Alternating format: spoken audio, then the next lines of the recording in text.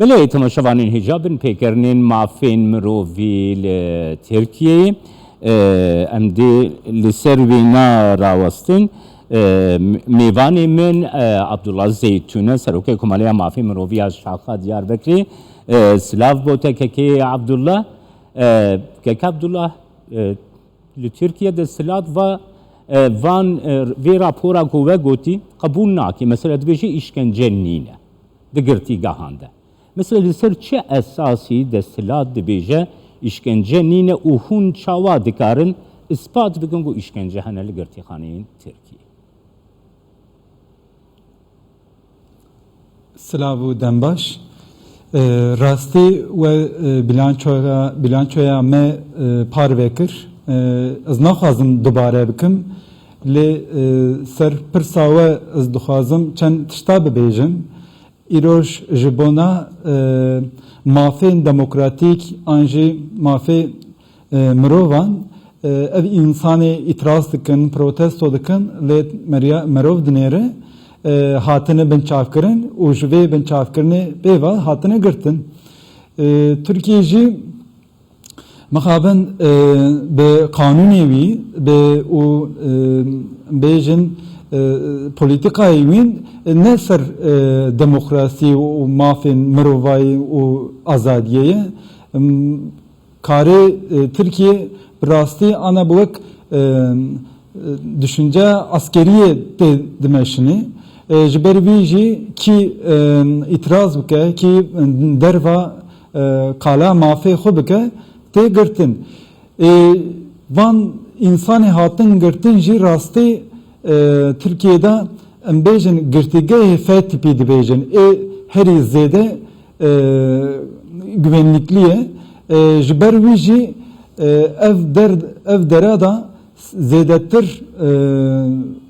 girtî li alî gardiyana û alî bêjin personelê girtîgehê tê muameleya xirab an jî tê işkence Keki Abdullah dixwazim bizanibim Keki Abdullah o işkenceyi gote nekirin Keki Abdullah işkenceyi psikolojik ango derûnî ne ango işkenceyi fizîkî jî egol insanatên kirin li girtîgahan rastî herî zêde her du aliye jî heye em dinêrin carcarna malbat carcarna em diçin wan ziyaret dikin wan dibînin bulguyê em bêjin muameleya xirab weciyê wan da an jî li bedenê wan da jî em dibînin carna jî wek tecrid wek tenêmayî wek bi cezaya disiplîn jî mirov dinêre wan însanana dihîlîne tenê bêjinî û muameleyê xirab tê dîtin ji van însana zêdetir ev muameleyê xirab li qala wê jî qal kir li ser Kurda tê dîtin lê li girtiyên polîtîk an jî em bêjin wek adlî ferq nîne ev însanina tev muameleyê xirab dibîne rastî û îro jî zêdetir li ser wan bêjin va muameleyê nebaş heye. Keki Abdullah her wiha yani li Türkiye gelek ev mijartê axaftin ku li girtîxaneyan gelek nexweş hene. Yani nexweşên êku kronolojîk nexweşên gelek giran got hene lê ev kes ne alîkariyekî tibbî jî werdigirin ne jî têne serbest berdan. Hûn vê sekna dewletê beramber girtiyan çawa dinirxînin?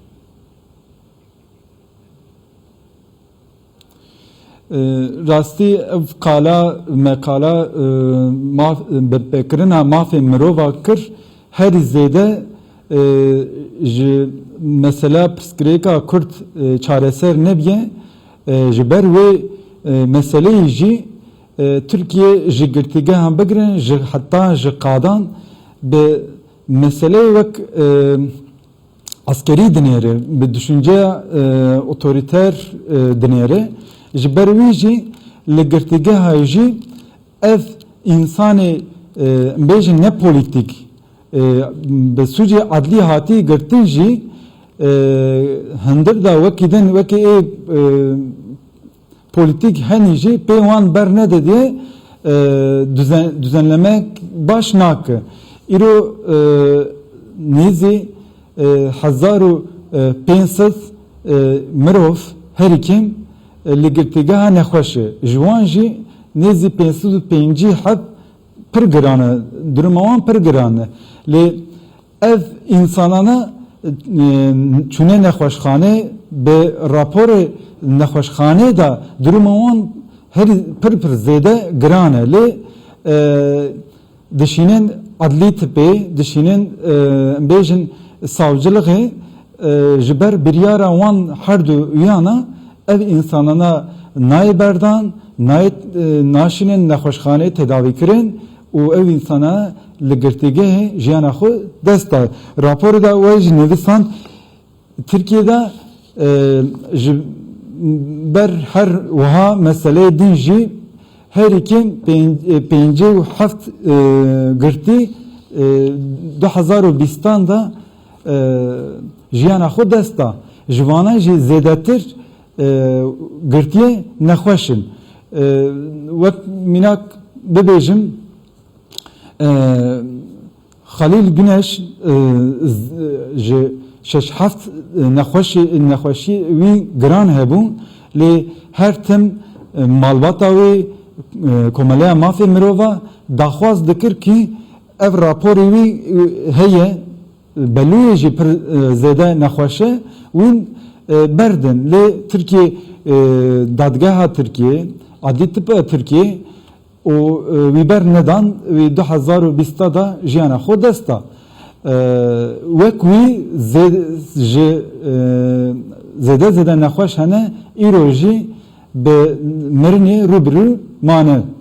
Keke Abdullah niha min rapora ve xwend bi awayekî berfereh bêguman yani raporekî gelekî trajedîk li ser rastiya golî Tirkiye girêdayî mafê mirov tê jiyandin.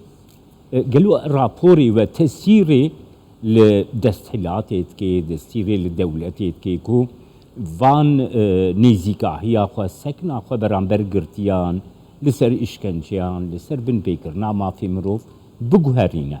Tesîrekê lê dike li dewletê li desthilatê. Rastî em ev raporê da tiştê nivîsandiye em wisa dinêrin her iki ev tişta nivîsandiye. Çimkî me tespît kirine evin gelek insan gelek mirov mafê wî hatiye binpêkirin lê nehatiye komeleya mafê mirova. An jî me tespît nekiriye ev mafê wî hatiye binpêkirin. Em pir zêde em zanin ku ev tiştane qewmiye. Lê îro ev raporê jî raporê din jî em sadece li raya giştî parve nakin. Em vê raporê bi hikûmet re jî parve dikin. Lê heta ana bi van binpêkirana kêm bike polîtîkek biguherîne em nabînin. Ji kuştinê, ji işkencê, ji girtiyên ki eziyet û işkence dibînin ji ber wana li qadan insanê mafê xwe dixwaze bi şiddeta bêjin polîs û jandarma ji wana heta mafê din hatiye binpêkirin van tiştane sorumluluğa bêjin vê hikûmetê ye. Lê heta ana ji pirsgirêka Kurd bigirin heta mafên mirova zêdetir mirov binêre Türkiye ne bakanlık ne jî em bêjin personelê îdarî tu kesî ev tişta naniye ser xwe û ne hêla yasal ne jî hêla em bêjin pratik tiştekî neguherandiye. سیاست کم که عبدالله زیتونی سر اوکی کمالی مافی مروان آج شاخه دیار بکریش دیار بکیل گل